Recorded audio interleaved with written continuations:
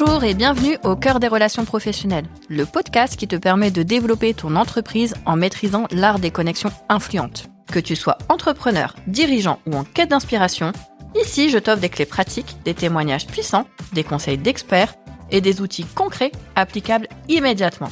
Dans chaque épisode, je t'accompagne pour tisser des liens authentiques, saisir des opportunités uniques et atteindre le succès. Je suis Marion Nodin, gérante de Macorstrat Consulting. Mon objectif, je t'aide en tant que dirigeant à prendre du recul, sortir de ton quotidien en établissant un plan d'action personnalisé avec des solutions adaptées à tes enjeux.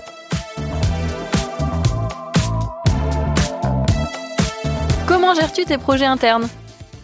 Y a-t-il une réelle transversalité mise en place dans ta structure ?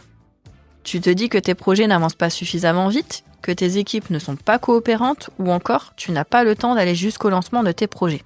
Dans cet épisode, je te donne des clés pour aller à l'essentiel et déléguer. Tu es dirigeant, tu es sur chantier ou en prestation toute la journée. Tu animes peut-être des équipes. Tu ne parviens pas à faire aboutir tes projets par manque de temps ou alors parce que tu ne sais pas par quelle boule prendre. Tu sais que ton organisation est perfectible, mais tu n'as pas la méthode. Pas de panique, à tout problème, il y a solution. Alors écoute et prends des notes.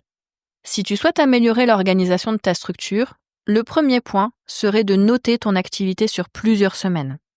L'objectif de noter et de fragmenter ton temps, c'est de détecter les activités parasites ou à faible valeur ajoutée. Alors pourquoi ? Parce qu'on a tous, des tics et des parasites dans notre journée.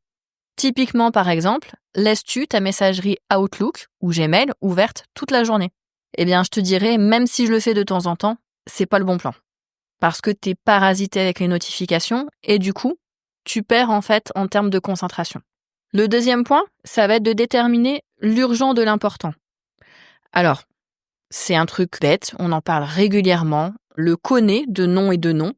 Il y a ce qu'on appelle la matrice Eisenhower. Cette matrice, elle t'aide à déterminer ce que tu dois planifier, ce que tu dois éliminer dans ton activité, ce que tu dois faire ou déléguer. L'important en fait, quand tu notes ton activité au fur et à mesure, c'est de déterminer ce que tu peux planifier et qu'il n'est pas urgent de faire de suite, ce que tu peux déléguer parce que tu te dis que finalement quelqu'un d'autre pourrait le faire, et surtout ce que tu dois faire de manière urgente et importante. Donc ça, c'est un point vraiment à travailler de manière à t'alléger ta charge mentale et surtout à pouvoir te reposer sur tes équipes. La troisième chose, ça va être de travailler sur une automatisation quand c'est possible. L'idée, c'est de voir qu'est-ce que tu as comme activité ou comme tâche dans ta journée ou dans ta semaine qui sont parasites à faible valeur ajoutée et que tu pourrais tout à fait automatiser. Typiquement, ça peut être tes rappels de rendez-vous. Ça peut être des relances sur des mails. Ça peut être des relances sur des factures. Ça peut être également, j'ai pas eu de réponse sur une sollicitation. Comment je peux faire pour éviter des relances par mail ? On va pas se mentir, on est tous noyés par le nombre de mails que l'on reçoit au quotidien. Donc si on peut trouver des solutions alternatives avec des moyens de communication différents, autant se différencier de sa concurrence et de ses collègues. Sur l'automatisation, j'y reviendrai de manière plus poussée dans l'épisode numéro 8 que je t'invite à consulter. Le quatrième point, ça va être de déléguer après avoir apporté du sens. C'est-à-dire que déléguer, c'est bien, mais il faut que la personne à qui tu délègues comprenne le contexte dans lequel elle travaille. Pourquoi tu lui demandes, pourquoi tu n'as pas le temps, pourquoi tu lui confies, et surtout lui dire que c'est une preuve de confiance. Tu lui as demandé par délégation de faire une mission que tu devais faire, alors profites-en et montre-lui que tu es en confiance et que tu sais que ça va bien se passer. Sur la gestion de projet, en tant que telle, il y a surtout quelques points clés à bien vérifier. L'idée, c'est de déterminer en fait comment tu souhaites mettre en place ton projet. Quel est en fait l'objectif de ton projet ? Pourquoi tu le fais ? Comment ? Quand ? Où ? Quoi ? Ce fameux QQOQCP. Donc l'idée, ça va être de déterminer pourquoi ce projet te tient à cœur. Et ensuite, on va déterminer tes besoins et les aides extérieures. Est-ce que pour déployer ton projet, tu as besoin de quelqu'un, un moment clé, et à quel moment il doit intervenir, et est-ce qu'il y a des phases au préalable à respecter ? Ensuite, on détermine les étapes, les échéances et les acteurs. Qui doit intervenir ? À quel moment ? Est-ce qu'il y a des étapes préalables où tu dépends de quelqu'un d'autre ? Et comment on va gérer cette jonction entre les personnes. Une fois ces 3 étapes terminées, on établit un rétro-planning. On met en place des outils et des moyens de communication de manière à ce que chacun comprenne qu'ils interviennent à une étape de ton projet. Ils doivent savoir à quel moment ils interviennent. Ils doivent connaître les autres acteurs de ton projet. Ils doivent avoir la possibilité de se contacter les uns les autres. C'est-à-dire que parfois, l'un dépend de l'autre. De ce fait-là, il y a des interconnexions à gérer entre elles. La finalité, en fait, de toutes ces étapes et de ce rétro-planning, c'est de créer un diagramme de Gantt. Alors, c'est un terme technique, tout le monde ne l'emploie pas, mais que vous l'utilisiez ou pas, la finalité, elle est là. C'est d'établir un rétro-planning, de voir les acteurs, de voir les étapes indispensables et de voir dans quel sens on établit ton projet. Ton projet a différentes étapes et de ce fait-là, l'idée n'est pas de le saucissonner sans avoir d'interaction entre les étapes entre elles.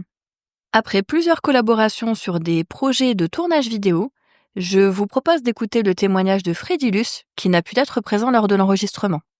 Bonjour, je suis Frédilus, président de Clap & Go. J'accompagne les entreprises dans l'intégration de la vidéo, dans leur stratégie marketing et commerciale globale. J'ai eu l'occasion de travailler à plusieurs reprises avec toi sur des projets de communication. Nous avons travaillé ensemble pour la première fois sur un pack de communication à destination des dirigeants d'entreprise, qui comprenait une vidéo de pitch et des photos de profil. Tu t'es occupé de l'organisation et la coordination du projet dans son intégralité et tu étais également présente le jour de l'événement.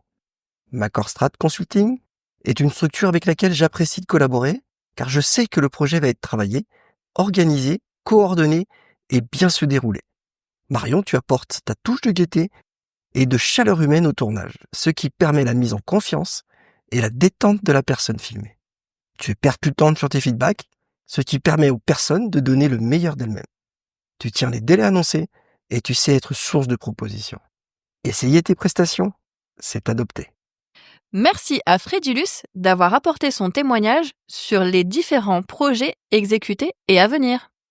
Alors, si on résume cet épisode, je te conseille de structurer ta semaine et de te dégager des créneaux dédiés à certaines activités. Si tu ne le fais pas, tu trouveras toujours des choses autres à réaliser. Ensuite, structure ton besoin.